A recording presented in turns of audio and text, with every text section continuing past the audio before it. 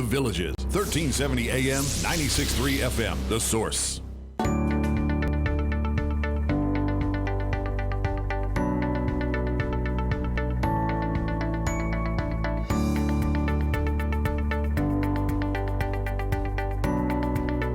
All right, 5 minutes after 9 o'clock. Thank you for tuning in. So let's say you started a business. You're listening to the radio and you're driving to that business, and it isn't what you thought it would be. It's just not what you thought it would be. There are some things that you wish you could fix. Well, maybe Nick Muller has some answers for what you can do.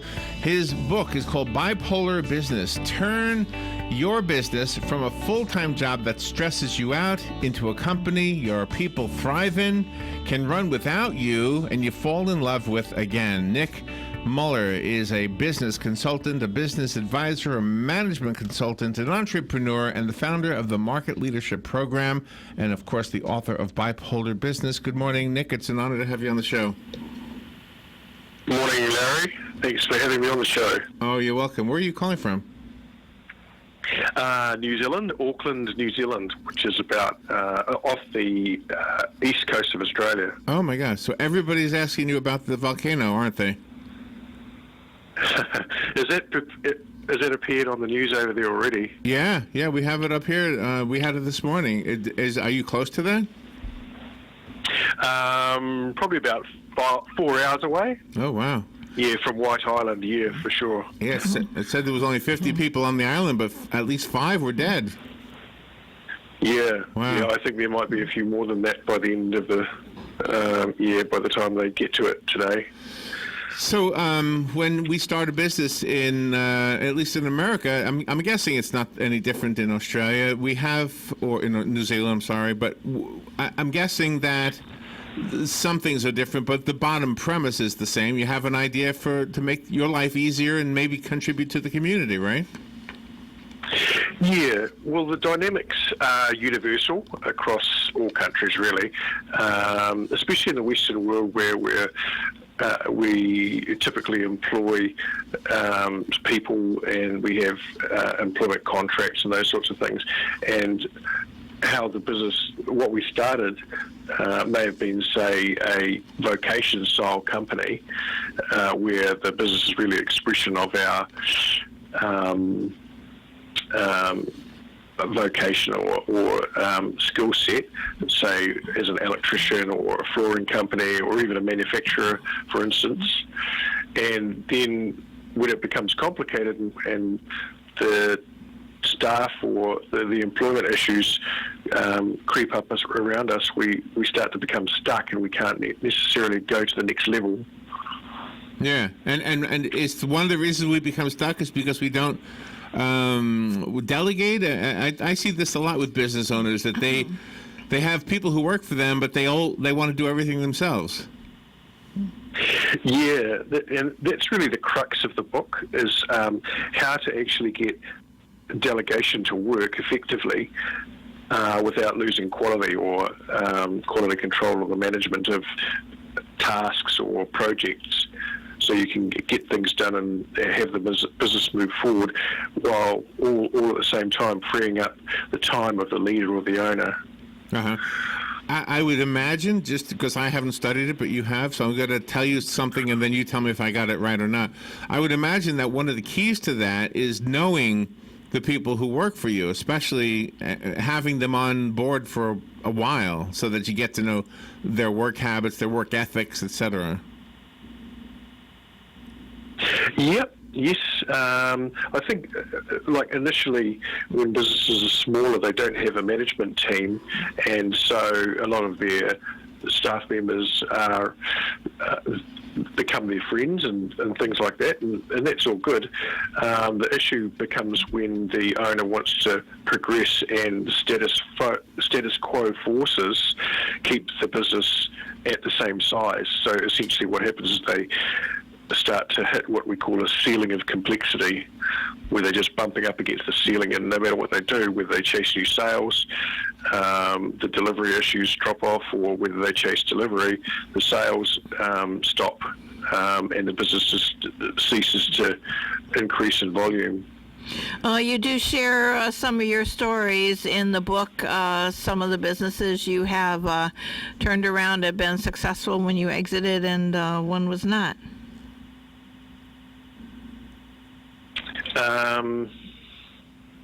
Oh, you mean? Oh, yes. Okay, you mean like where the owner would enable the business to move forward in 1 year. I recall that. Yeah. Mm-hmm. So, which aspect are you referring to? Is that the first business that you were successful in exiting, you were able to receive payment for that, but the second business you weren't able to, and that really encourages people to never give up? Oh, I see what you're saying. Yeah, one didn't have a focus on recurring revenue, mm-hmm. and the other did. So quite often what happens is people chase cash, and they think just chasing cash is the key to the future working out. And but all revenue is not the same, and some revenue streams are much more easy to deliver on for the business than other revenue streams. So, when in the subtitle, when you say stresses a company let's see, you can run without you, or a company can run without you, does that mean you can step away for a week and take a vacation, or actually let it go to somebody else? Okay, so there's three stages. One is in working in the business, where the business is essentially yourself, or expression of your vocation, and then that's working in the business, and then there's moving to working on the business, and then exiting, which is actually out, right? So I'm thinking probably more like a month. A vacation for a month is interdependence, which is the second stage, and then exiting is actually not being able to leave permanently, if you like, if you want to, and the business is no longer reliant on the owner at all. I found the book on Amazon. You got a 5-star review. This is what it says on Amazon. Bipolar Business is a practical how-to guide designed to be used as a recipe book for practical, hands-on business people who want to improve their team dynamics and focus their people internally so they can achieve real progress and get traction in the market they operate in. So two things come to mind with just that sentence. One, you have to be very picky about who you hire. And number two, they have to really understand not just the business, but the technical part of the business. It doesn't have to necessarily be a modern technology, but just how it technically works. Yes, and that's so there's a 9-stage process, and the first part of the Ascent Method, which is really about how to shift the business forward, is creating a vision. So people need to understand where they sit in the bigger picture. So when you create a vision, where you're going to be in 5 years from now, 10 years from now, but 10 years may be too far out, maybe 5 years from now, and then what are the steps that we're going to take to get there, then team members start to understand their part of the picture that they play. Tell me about your story. I want to hear what happened in 2006 and 2007 with GFC. What happened? Well, yeah, it was definitely global. So the first letter GFC, global financial crisis, it was global, and there was a mortgage constraint, and interest rates went up. So we were trading property, so we were mortgage brokers, and we'd grown the business to become property traders. And we were buying and selling a lot of property, and all of a sudden our market closed from anybody that could buy a residential property.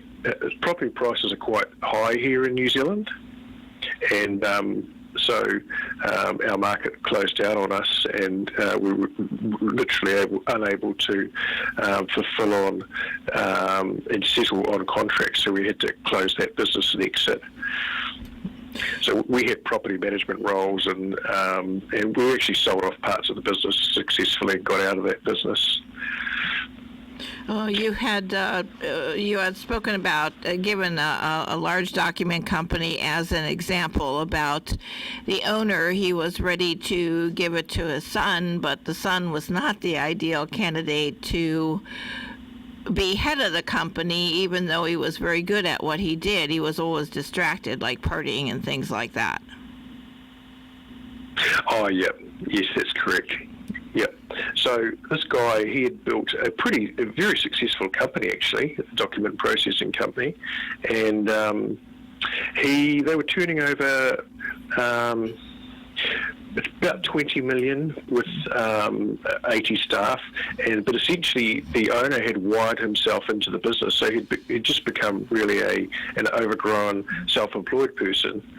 He hadn't been able to delegate effectively, and he was micromanaging the detail right down to how much, how many bottles of milk were in the office, in the fridge in the lunchroom, and so the son, he was a bit of a rat bag, so the owner couldn't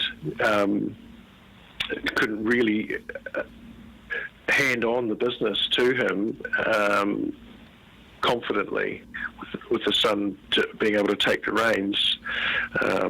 So he had to actually put in a management team, and we had to do all sorts of things to get the sales to work and hire a new sales manager and all those sorts of things. So and eventually we had to find a new ownership, and the son actually had to leave the business. Oh my God! So talk about the importance of culture in a business. I mean, you hear this a lot in modern days, the culture of a business, and I understand what they mean when they talk about the culture. Here at WOCA, the radio station that we work for, there's a culture. We all know each other. We all celebrate each other's birthdays, but it's a small business, a large corporation. I often wonder, how does the culture work there? And if it's not going the way you as a management person feel, how do you choreograph culture in a large organization?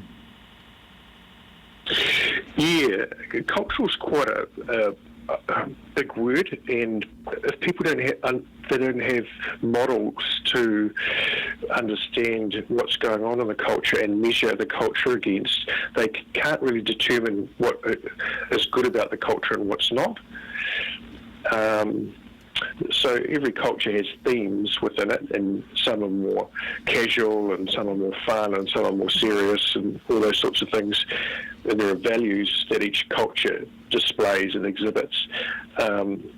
So once you understand the values of the culture, then you can also determine who fits and why they fit. So culture is a good thing, and also performance is a good thing.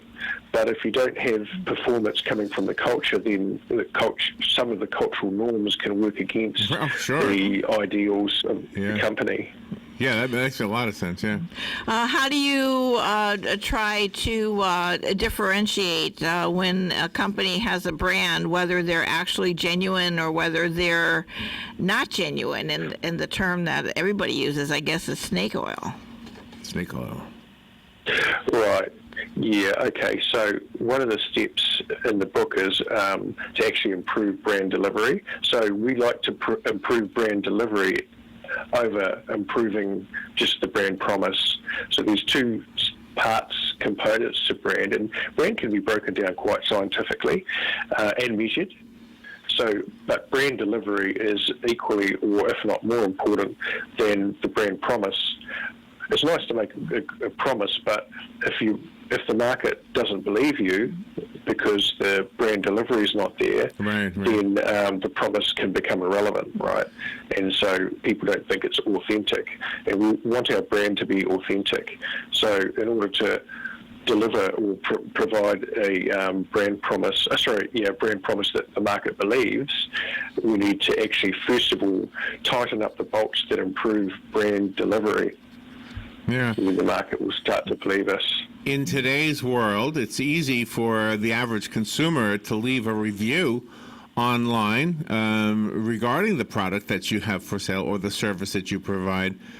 and assuming that we all know that 10% of those are probably bogus, either extremely exaggerated in the positive or the negative, I think we have a good understanding of how good of our experience is going to be with working with a company. So does that element in the modern world affect the decisions of a manager, or does it make it simply easier to know that whether you're doing the right job or not? Yeah, it's a great question. I think the thing is, what pops out for me is things like Google reviews or Amazon reviews when you say that, and definitely the market's definitely changed and it's much more responsive. People can no longer get away with poor customer service and those sorts of things. So it definitely has an impact, I mean, I'm dealing with a company right now where one of the salespeople spoke abruptly to a customer, and then the customer went and left a bad review, and that's there forever, and they can't take that down. Yeah, we went to a restaurant not too long ago, and it was a new restaurant, and they had no reviews online, and they asked us if we would write one, and I said sure. And so I wrote a nice review, and next thing you know, they were getting more business. It's amazing how many people actually make a decision based on the good reviews, or the bad ones for that matter. Sure. Yeah, social proof's quite big in terms of strengthening up a brand, that's for sure. And a company needs to have their team on board, so that the team are all conscious of the fact that their actions matter in terms of, the warmth that the marketplace, their audience sees them as. Nick, can I ask you why the title is Bipolar Business? Why did you call it Bipolar Business? Yeah, it's a good question. Your opening at the start of this meeting was about how people fall out of love with their business, like the business that they thought they signed up for doesn't turn out to be what it was cracked up to be at the start. Right. And they become disillusioned. So, one day, even in the morning, they might be happy, and by the afternoon, they're, got a whole series of problems that they're trying to deal with, and they're just trying to wade through complexity. So it's the love-hate relationship that they have with their company when it's not working. Okay, gotcha. Yeah. Do the accountants get along well with their CEOs? Because sometimes accountants might see things that the CEOs don't know, and then the CEOs might have a vision without any regard to the revenue that's coming in. Yeah, okay, so I think what you're asking is there tension between the financial objectives and the people side of it, is that right? Yes. Yeah, definitely. So quite often the accountants don't really know. I mean, it's easy to say put your prices up, but the marketplace doesn't necessarily tolerate increases in price, right? Mm-hmm. So, or get the salespeople to make more sales, but they're already over at max capacity. So. There are internal tensions, and alignment is really what's key. So everybody needs to be in management or planning sessions to focus on the key objectives. Management by isolation, it just doesn't work. You talk about goodwill measures in your book, which I found fascinating. Oh, you mean the Goodwill bank account? Yeah. Yeah.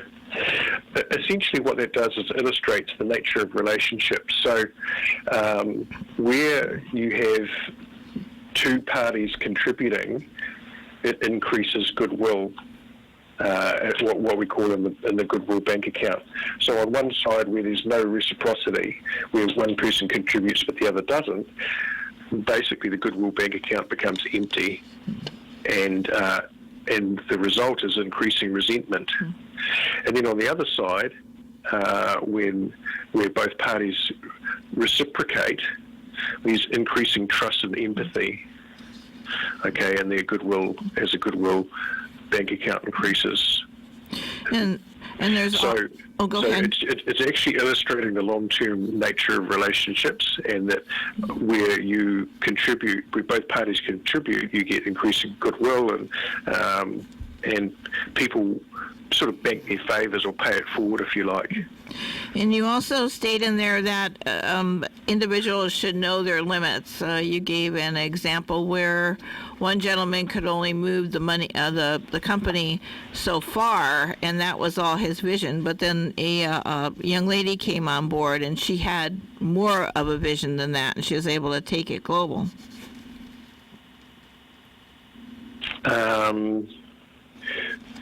So I'm not sure which you're referring to.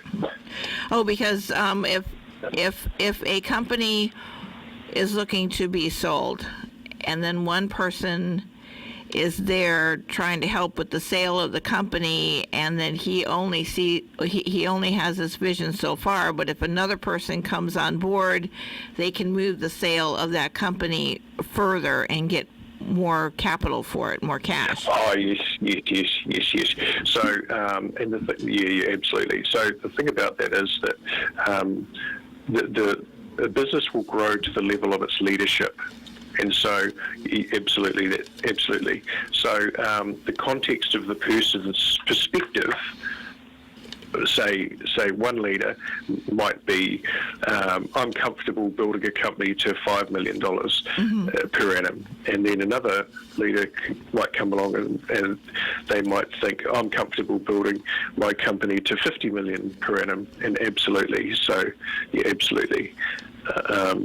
The leadership or the context or perspective that the leader exhibits permeates throughout a company, and the company is a reflection of their leadership, essentially. And I think we've seen some of that in the real world. Somebody like Steve Jobs, who was fired from a business he started, because it became bigger than he could handle. I think that, I mean, there's probably more nuances than that, but I think that's an example. Maybe not a good one, but that's an example, right? It's a good example, really good example, 100%. That's exactly how it works. I mean, I actually respect the guy a lot, and there are a lot of examples that in the book about him, for instance, where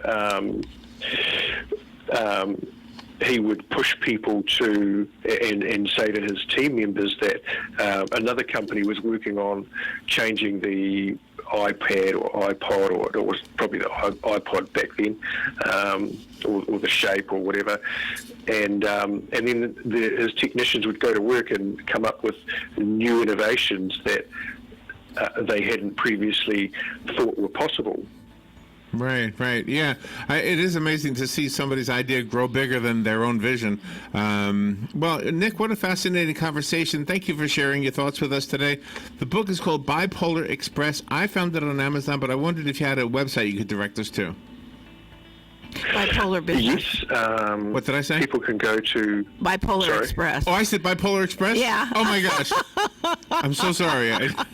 Bipolar Business. Yes, yeah. It's Christmas time. I'm thinking about, Polar sorry. Express. I got Polar Express on my mind. There you go. So, I'm sorry, what was the website?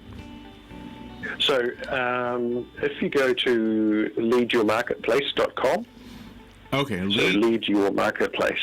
Got it. Lead Your Marketplace. Which is essentially, so how to take a market leadership position even in a saturated market. So leadyourmarketplace.com. Okay, very good. Nick, again, thank you for being on the show with us. The book is Bipolar Business. I'm sorry. All right, we'll be right back. This is WOCA Ocala.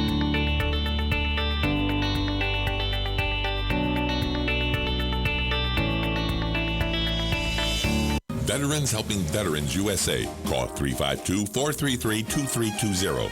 We help veterans and their families with limited financial assistance, counseling, employment referrals, and a food and clothing bank. You can help in making a huge difference